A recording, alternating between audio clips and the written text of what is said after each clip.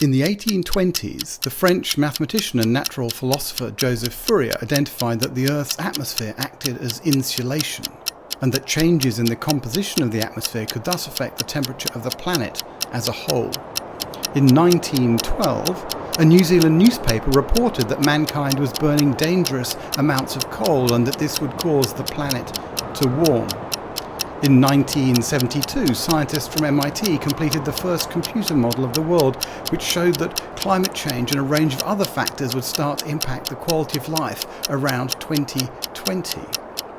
In 1992, 154 nations signed the UN Framework Convention on Climate Change. In December 2015, 196 countries adopted the Paris Agreement.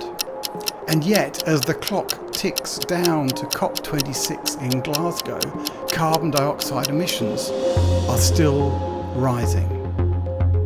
The concentration of CO2 in the atmosphere is now 30% higher than when I was born and 40% higher than at any time in the last 800,000 years.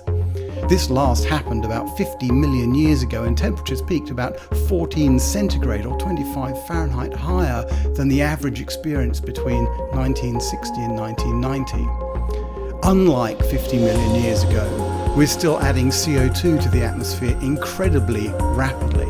So there's no more time for talk. We must now urgently eliminate fossil fuels from our electricity networks and transport systems, and our diets and agricultural practices must change too. So join us on 2nd November for 60 Minutes to Save the World, to learn what we can each do in just 60 minutes a week to make a real difference. And we won't just talk, we'll put some of the ideas into action live during the show. Register at ESGX.org to join our live audience, ask your own questions and take action.